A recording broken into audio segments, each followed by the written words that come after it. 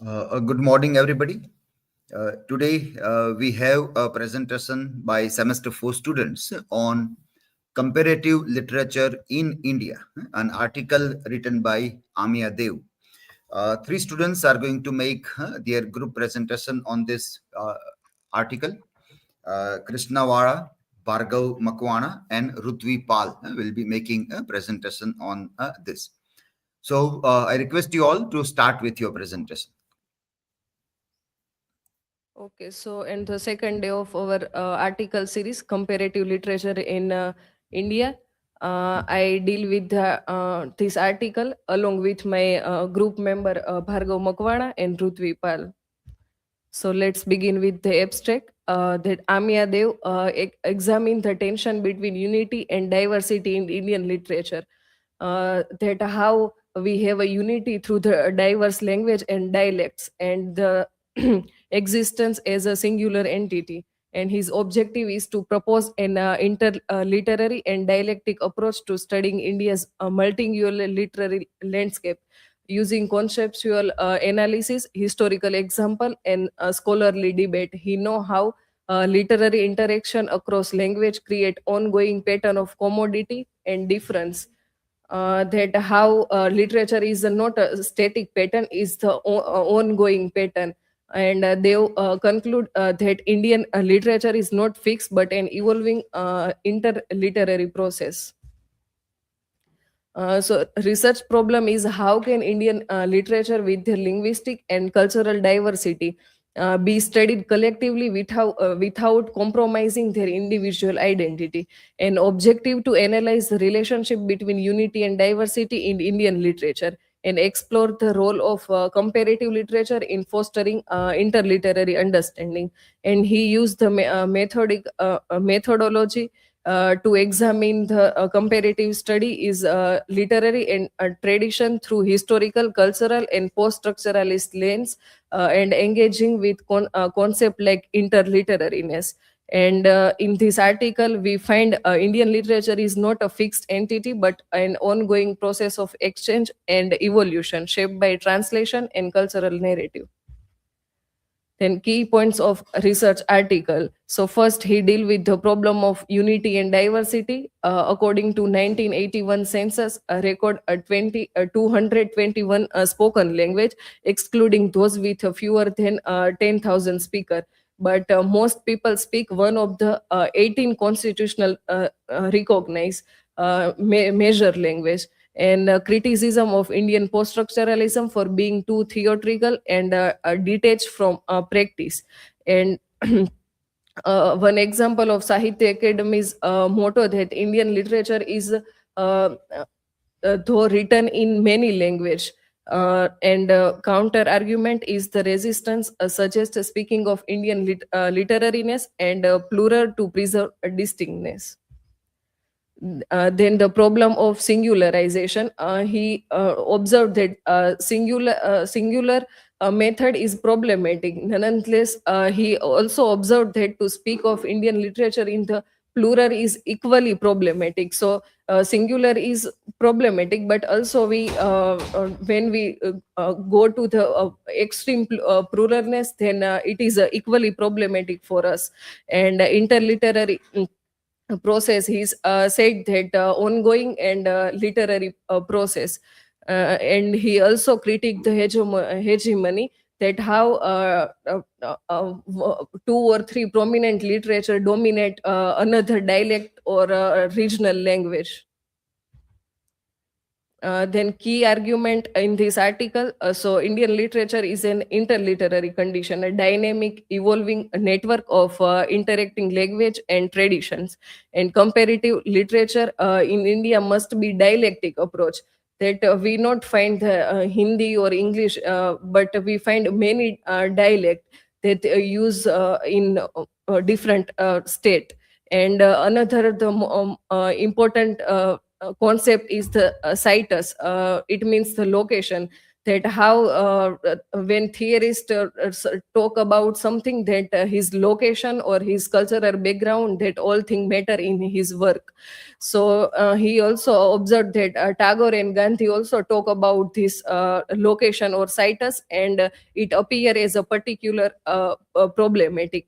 Then unity thesis, so we seen the example of Sahitya Academy motto can become hegemonic, marginalizing a smaller literature. Then after the argument or key argument of this article, we find majorly from the side of Amiya Dev, but from his point of view, we find the argument of Gur Bhagat Singh's differential multilog. Then Aizaz Ahmad's critique the syndicate Indian literature model as hegemonizing, and Sisir Kumar Das historical chronology, and also we discuss Amiya Dev. And my learning outcome is how dialectic approach should be practical in the comparative literature, and also how English archive through the translation can distort Indian literary relationship, and how it marginalize dialect and promote English language. And also I learning that literature is not a fixed or static, but it is the ongoing process of translation, and importance of citus. So this is from my side. Now I would like to invite Bhargav Makwana.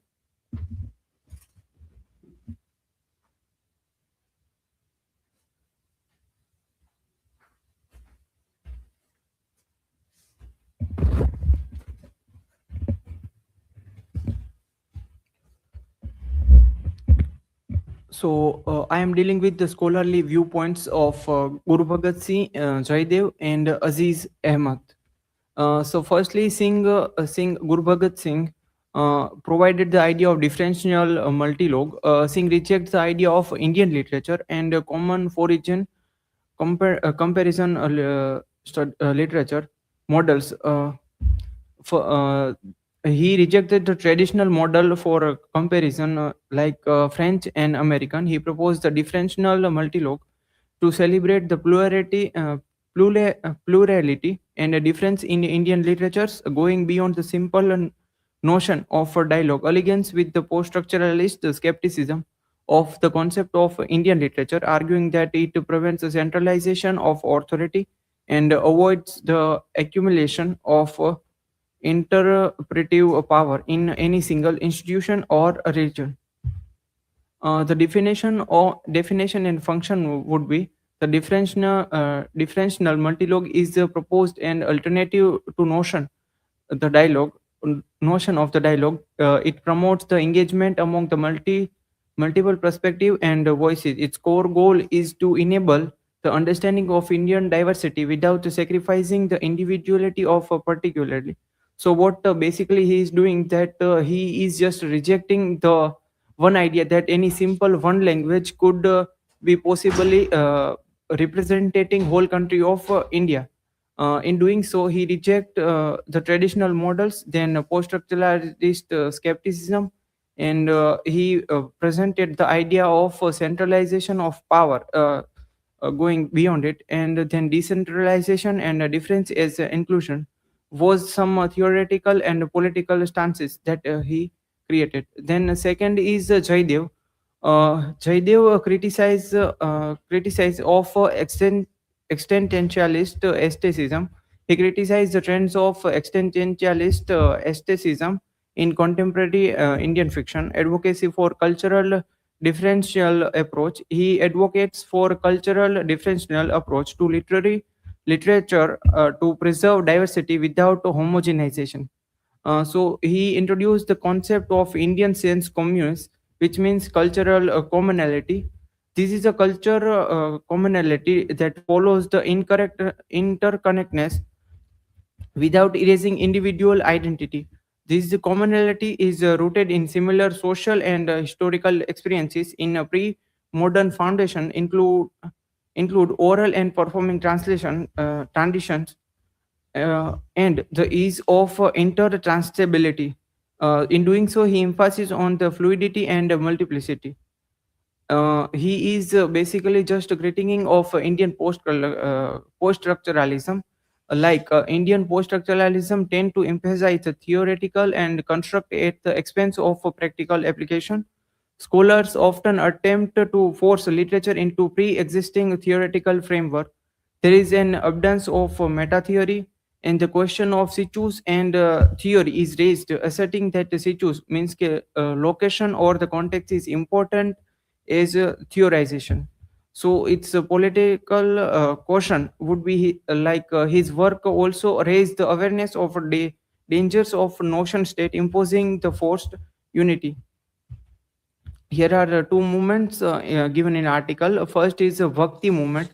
This is a popular religion movement that served as a common theme and social issue with a variety of textual manifestation across various Indian languages, inter-Indian reception and translation. The conscious of subconscious, placing the text from other Indian languages assessed through translation beside one's own first text is a key examples of ongoing interliterary process. So basically, he just said that one translation cannot give the actual information of that work fulfilled. Then Aizaz Ahmad, a critic of unification, he critiques the attempt to create a unified or syndicate Indian literature, labeling it as an unisatisfactory and categorization. He emphasized on the diversity. He points out the limitation of defining a singular Indian literature when they compared to the inherent richness of individual literatures written in 22 languages. He argues that attempts to unify the literature tends to overshadow the regional and linguistic identities. He rejects the rejection of analogy. He rejects the analogy often made between Indian literature and European literature.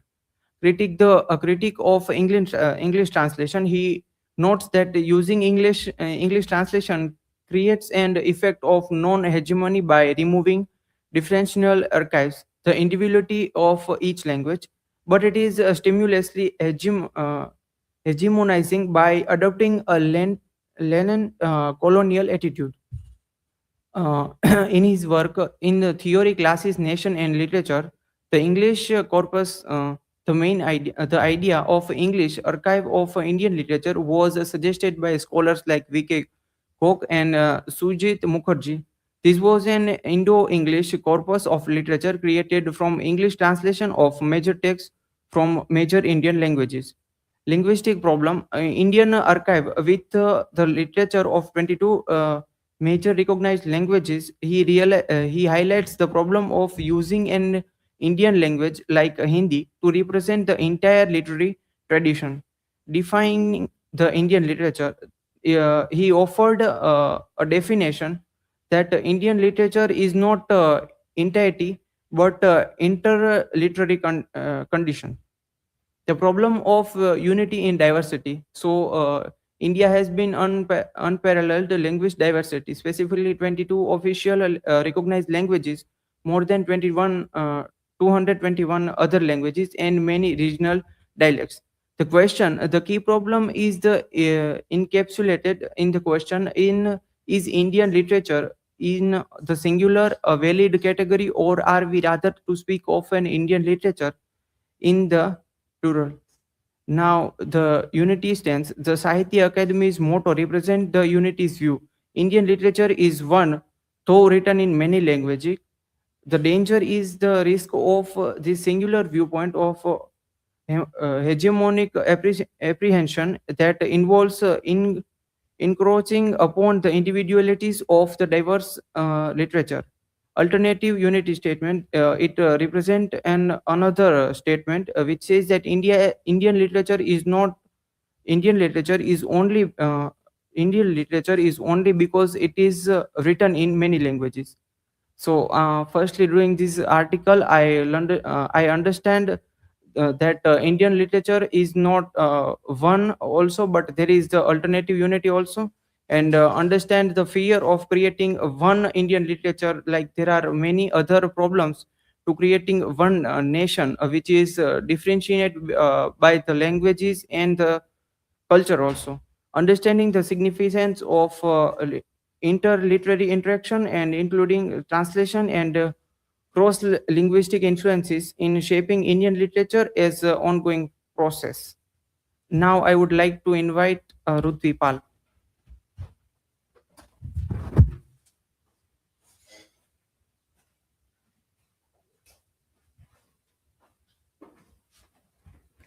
Moving further, I will deal with key scholar and their contribution. First one is Guru Bhagat Singh. He proposed the differential multilog as an alternative to binary unity versus diversity model.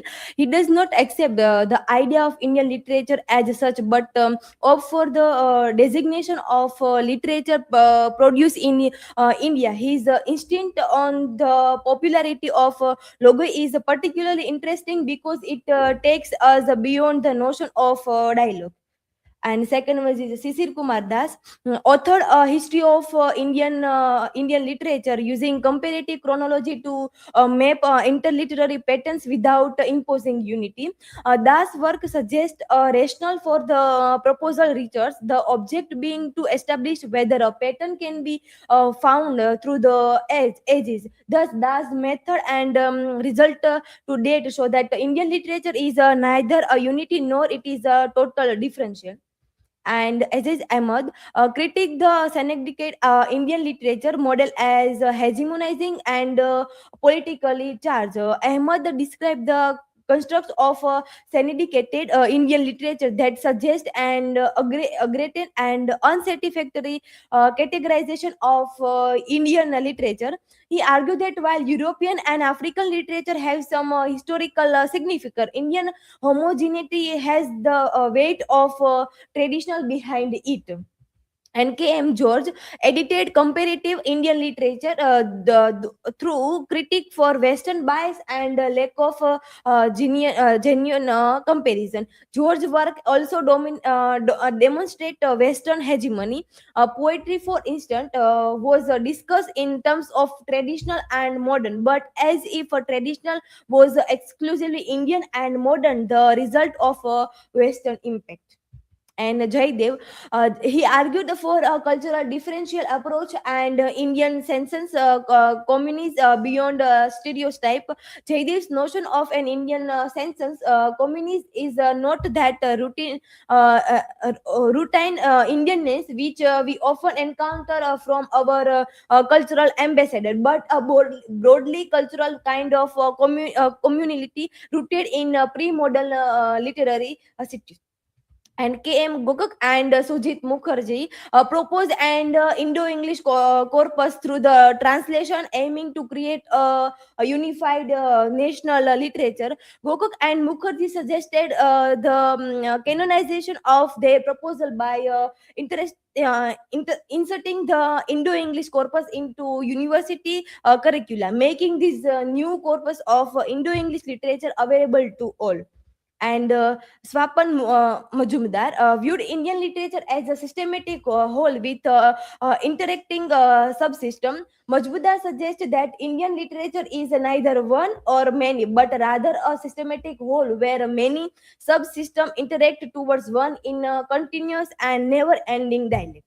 And here is a limitation and further direction limitation of the article. It deals with theoretical focus over empirical studies. This argument it largely conceptual, like extensive case studies or textual analysis. More example of interliterary reception could strengthen the argument. And limited engagement with digital humanity. We are not finding address how digital archives, e-translation, or online literary communities reshape interliterary process today, and overlooks popular and oral literature. Focus remains on print-based major language literature. Oral folk and performative tradition are underrepresented.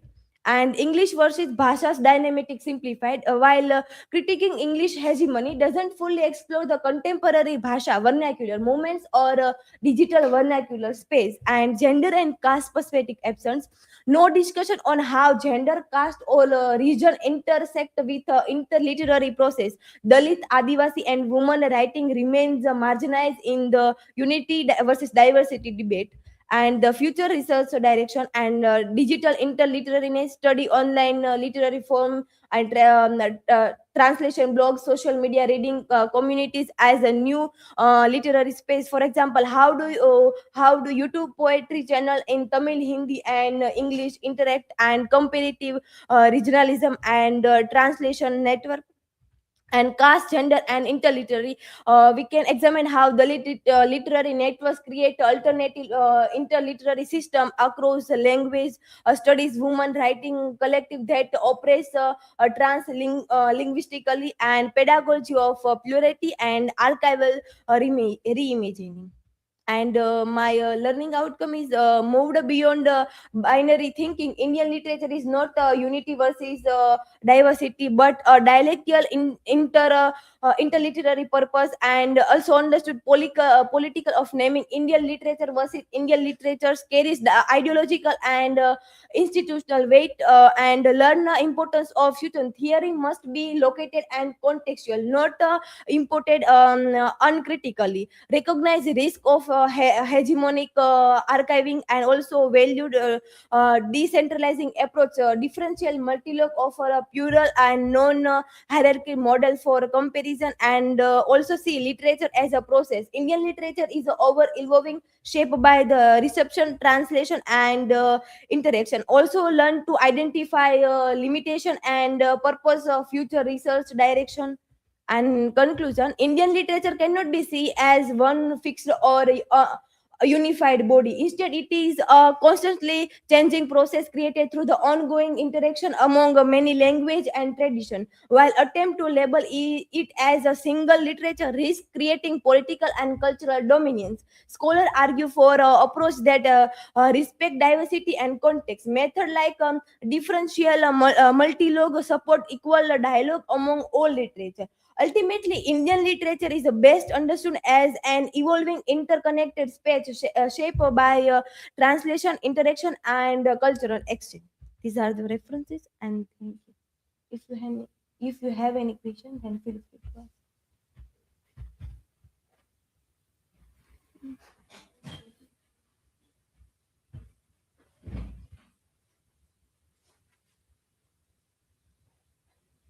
So, Krishna, my question is for you that how can translation practices be redesigned to prevent linguistic hegemony and support smaller Indian languages? So when we want to that all language should be an equal and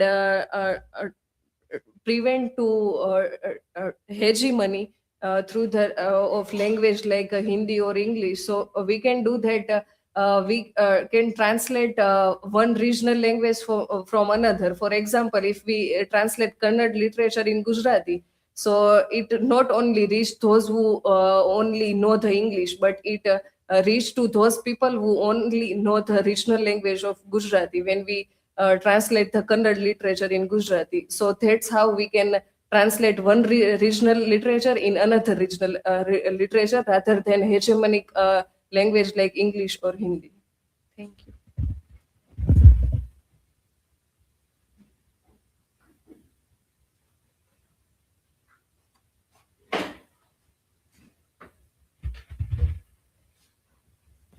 So, Rutvi, would Ahmed support the complete removal or English from Indian literary study, or does he allow the strategic role for it? No, Ahmad does not support the complete removal of English from Indian literary studies, but he said that he opposed that idea. English cannot be a superior language; it can be a tool for everyone. He also like that India. He also like that English can be a bridge between translation, dialogue, or translation. He opposed that idea that if we if we focus only if we like English, take English as a static and superior language that might some problem those who are not know the English language, but it is taken as the translation version. Can someone know the English language, they can translate into other language. They does not oppose that idea. He likes to follow functional role of English language. So this is from my side.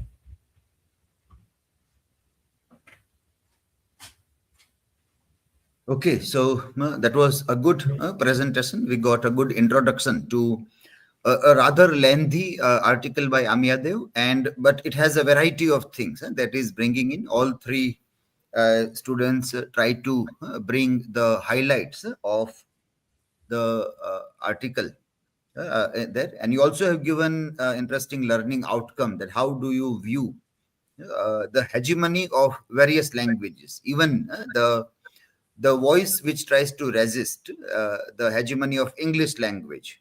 As uh, Shruti has asked the question that how can translation practices be redesigned to prevent linguistic hegemony and support smaller Indian languages. So it was a good idea that Krishna also told that if it goes from one Indian language to another Indian language, without going into Hindi or English, which there is a fear of either of the languages becoming hegemonic there.